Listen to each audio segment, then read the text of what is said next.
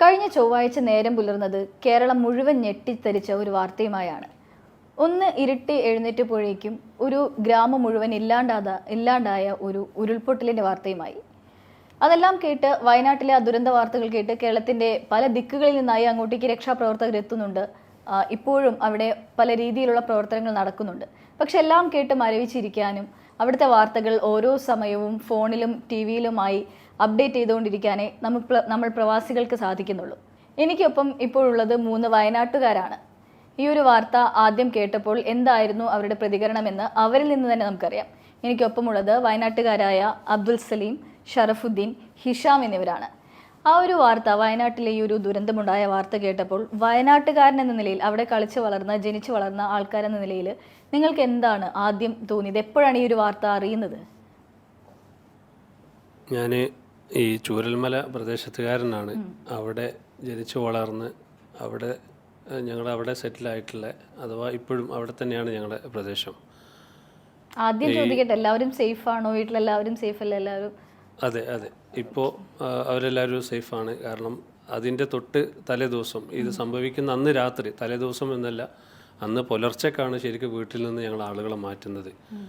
ഈ നാട്ടിലെ പല വിഷയങ്ങളും പ്രവാസികളായിരിക്കും ഒരു പക്ഷേ ആദ്യം അറിയുന്നത് എന്നുള്ള അതിവിടെ സംഭവിച്ചിരുന്നു. കാരണം പലപ്പോഴും ഞങ്ങളുടെ സുഹൃത്തുക്കളുടെ ആ ഒരു സർക്കിളിൽ തലേ ദിവസം രാത്രി 11 മണി മുതൽ പല മെസ്സേജുകളും ചെറിയ രൂപത്തിലൊന്ന് വെള്ളം കൂടുതൽ ഒലിക്കുന്നുണ്ട്, അല്ലെങ്കിൽ അതിൻ്റെ ചളി കലർന്ന വെള്ളമാണ് വന്നുകൊണ്ടിരിക്കുന്നത്, അതുകൊണ്ട് നമുക്ക് ആ ഭാഗത്തുനിന്ന് ചില ഭാഗത്തുനിന്ന് ആളുകളെ മാറ്റണം എന്നൊക്കെയുള്ള മെസ്സേജുകൾ ഇങ്ങനെ ഗ്രൂപ്പിൽ വന്നുകൊണ്ടിരിക്കുന്ന സമയത്ത് ഞങ്ങൾ അലേർട്ടായി.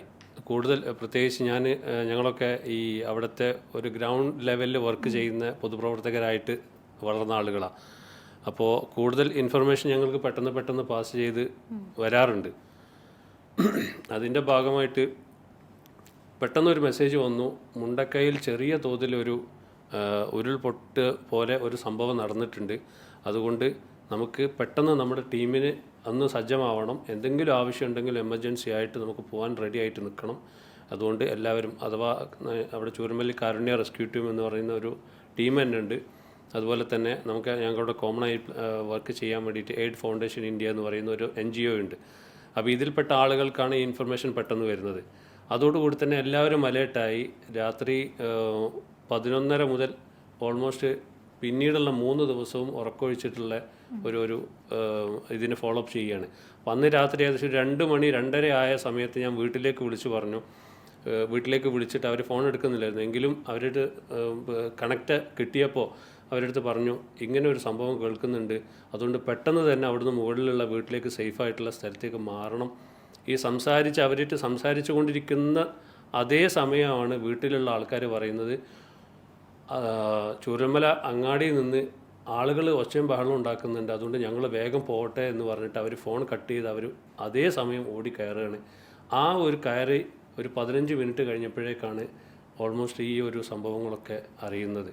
അപ്പോൾ ശരിക്കും അവർ തലനാരിഴയ്ക്ക് രക്ഷപ്പെട്ടു എന്ന് പറഞ്ഞതിൽ അതൊരാശ്വാസം മാത്രമാണ് ഞങ്ങൾക്ക്. പക്ഷേ ഞങ്ങൾക്ക് ഈ ഒരു ഇതിൻ്റെ നഷ്ടങ്ങൾ വളരെ വലുതാണ്. കാരണം ഏറ്റവും അടുത്ത കൂട്ടുകാർ, ഞങ്ങളുമായി ഏറ്റവും അടുത്ത പരിചയമുള്ള ആളുകളാണ്. ഇന്നലെ വരെ കണ്ടവരാണ് ഇന്ന് നേരം വിളിക്കുമ്പോൾ പലരും ഇല്ല എന്നുള്ളൊരു യാഥാർത്ഥ്യം മനസ്സിലാവുന്നത്. അഥവാ ഓരോരുത്തരെ ഫോട്ടോ വരുമ്പോൾ ഞങ്ങൾ ഓരോ ഭാഗത്തു നിന്ന് ഓരോരുത്തരെ മനസ്സിലേക്ക് കൊണ്ടുവരികയാണ്. ഞങ്ങൾ ഏറ്റവും അടുത്ത ആളുകളെ മുഖം ആദ്യം മനസ്സിലേക്ക് വരുമ്പോൾ ഒരു മെസ്സേജ് പാസ് ചെയ്യുകയാണ്, ഇന്ന ആൾ എവിടെ പോയി, ആളെ കുറിച്ച് എന്തെങ്കിലും വിവരമുണ്ടോ എന്ന്, ആൾ സേഫാണ്, ക്യാമ്പിൽ ഉണ്ടാവാൻ സാധ്യതയുണ്ട് എന്നുള്ളൊരു വിവരം അവിടെ നിന്ന് കിട്ടുമ്പോൾ ഞങ്ങളോട് ആശ്വസിച്ചിരിക്കും. പക്ഷേ അടുത്ത മണിക്കൂറിൽ ഈ ആൾ മിസ്സിംഗ് ആണ് എന്നുള്ള വിവരം കേൾക്കുമ്പോഴേക്ക് തകർന്നു പോകുന്നൊരവസ്ഥ.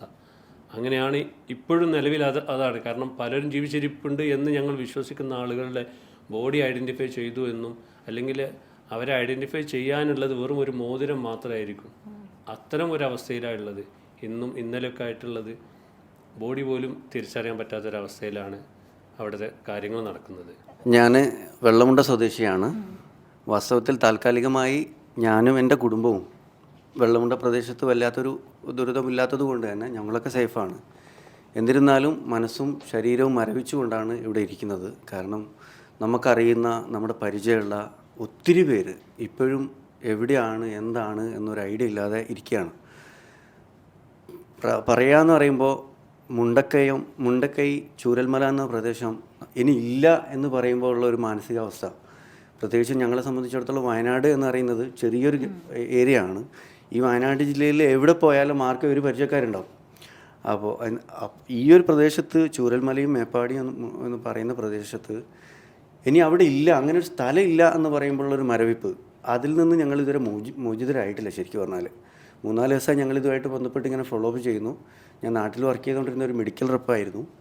അപ്പോൾ അതിൻ്റെ ഭാഗത്ത് നിന്നുകൊണ്ട് നമ്മൾ മെഡിക്കൽ റെപ്പിൻ്റെ ഗ്രൂപ്പുകളിൽ നിന്നുകൊണ്ടുള്ള ഫസ്റ്റ് എയ്ഡ് കാര്യങ്ങളൊക്കെ നമ്മൾ ആ രീതിയിലുള്ള ഫോളോ അപ്പുകൾ ചെയ്യുന്നുണ്ട്. എന്നിരുന്നാലും മനസ്സും ശരീരവും ഇപ്പോൾ മരവിച്ച് തന്നെയാണുള്ളത്. വല്ലാത്തൊരവസ്ഥയാണ് വയനാട് ഇപ്പോൾ നേരിട്ടുകൊണ്ടിരിക്കുന്ന വലിയൊരു ദുരന്തം, കേരളം കണ്ട ഏറ്റവും വലിയ ദുരന്തം. നമ്മൾ പ്രവാസികളെ സംബന്ധിച്ചിടത്തോളം ആകെ ഒരു എന്താ പറയുക, വല്ലാത്തൊരു മാനസികാവസ്ഥ ഞങ്ങളൊക്കെ ഇരിക്കുന്നത്. യെസ്, ഹിഷാമും വയനാട്ടുകാരനാണ്, അവിടെ ജനിച്ചു വളർന്ന ഒരാളാണ്, ആ നാടുമായിട്ട് ഒരുപാട് ബന്ധങ്ങൾ ഒരുപാടുള്ള ഒരാളാണ്. ഈ ഒരു വാർത്ത ആദ്യമായിട്ട് കേട്ടപ്പോൾ, എപ്പോഴാണ് ഈ ഒരു വാർത്ത കേൾക്കുന്നതും അത് കേട്ടപ്പോഴുണ്ടായ ആ ഒരു പ്രതികരണമൊക്കെ എന്തായിരുന്നു? എങ്ങനെയാണ് ഈ വാർത്ത അറിയുന്നത്? ഞാൻ താമസിക്കുന്നത് കൽപ്പറ്റയാണ്. ഞാൻ രാത്രി ഷോപ്പ് ക്ലോസ് ചെയ്തു റൂമിലേക്ക് പോകുന്ന സമയത്താണ് ഈ ഒരു മെസ്സേജ് കേൾക്കുന്നത്. അതൊരു ദുബായ് ടൈം ഒരു 4 മണി ആയിട്ടുണ്ടാവും. ആ സമയത്ത് ഒരു മെസ്സേജ് വന്നു, അപ്പോൾ ഇങ്ങനെ ഉരുൾപൊട്ടുണ്ടായിട്ടുണ്ട്. പിന്നെ ഇതിൻ്റെ ഇത്ര ഭീകരത അറിയുന്നത് പിറ്റേന്ന് രാവിലെയാണ്. അത് അറിഞ്ഞപ്പോൾ തന്നെ നമ്മളാകെ തരിച്ചുപോയി. വല്ലാത്തൊരു കാഴ്ചയായിരുന്നത്. കാരണം ഞങ്ങളെ കൂടെ വർക്ക് ചെയ്ത ഒരുപാട് ആളുകൾ അവിടെ ഉണ്ട്. ഇപ്പോഴും നമ്മൾ കൂടെ ഇവിടെ വർക്ക് ചെയ്യുന്ന ആളുകളെ 10-61 ആളുകൾ മിസ്സിങ് ആണ്. അവർ മരിച്ചതാണോ എവിടെയാണെന്നൊന്നും അറിയില്ല. കൂടെ വർക്ക് ചെയ്യുന്ന നമ്മളെ കൂടെ മന്ദിർ, അതെ, ദുബായിൽ, അതെ അതെ, അവർ 61 ആൾ ഇപ്പോൾ മിസ്സിങ് ആണ്. വേറെ എൻ്റെ കൂടെ വർക്ക് ചെയ്ത വേറെ ടീമുണ്ട് കൽപ്പറ്റ, അവരെ 16 ആളുകൾ മിസ്സിങ് ആണ്. അവരൊന്നും ബോഡി ഇതുവരെ ഐഡന്റിഫൈ ചെയ്തിട്ടില്ല. അല്ല, അവരിപ്പോൾ നമ്മൾ പോയിട്ടില്ല, അവരോട് വർക്ക് ചെയ്തുകൊണ്ടിരിക്കുകയാണ് ഇവിടെ. അപ്പോൾ നമ്മളിപ്പോൾ നമ്മളെ പ്രതിനിധിയായിട്ട് നമ്മളെ ബ്രദറിനെ നാട്ടിലേക്ക് അയച്ചിട്ടുണ്ട്. അയാൾ അവിടെ പോയിട്ടുണ്ട്, അവിടെ എല്ലാ രക്ഷാപ്രവർത്തനവും പങ്കെടുക്കുന്നുണ്ട്. പിന്നെ ബാക്കിയുള്ള എല്ലാ കാര്യങ്ങളും ചെയ്യുന്നുണ്ട്. നമുക്ക് അത്രേ ചെയ്യാൻ കഴിയുന്നുള്ളൂ. വേറൊന്നും നമുക്ക് ഓരോ ദിവസവും വളരെയധികം വേദനയായൊരു അവസ്ഥയാണ് നടന്നുകൊണ്ടിരിക്കുന്നത്. അവിടുത്തെ കുട്ടികളുടെ അവസ്ഥ വല്ലാത്തൊരു ഫീലിംഗാണ് നമുക്ക് അനുഭവപ്പെടുന്നത്. 2 ദിവസം മുന്നേ എൻ്റെ മോൻ എന്നെ വിളിച്ചിരുന്നു. മകൻ എന്നോട് പറഞ്ഞു, അവന് 2ാം ക്ലാസ്സിലാണ്. അവൻ പറഞ്ഞു, എനിക്ക് പേടിയാവുന്നു ഉപ്പ എന്ന് പറഞ്ഞു. അപ്പോൾ ഞാൻ പറഞ്ഞു, എന്താ പേടിയാന്ന്? എനിക്ക് എന്താ അറിയില്ല, പേടിയാവുന്നു, ഇവിടെ വെള്ളം വരും എന്ന് പറഞ്ഞു. അപ്പോൾ ഞാൻ ആലോചിച്ചത് മേപ്പാടിയിലുള്ള കുട്ടികളുടെ അവസ്ഥ ഞാൻ ആലോചിക്കുകയാണത്.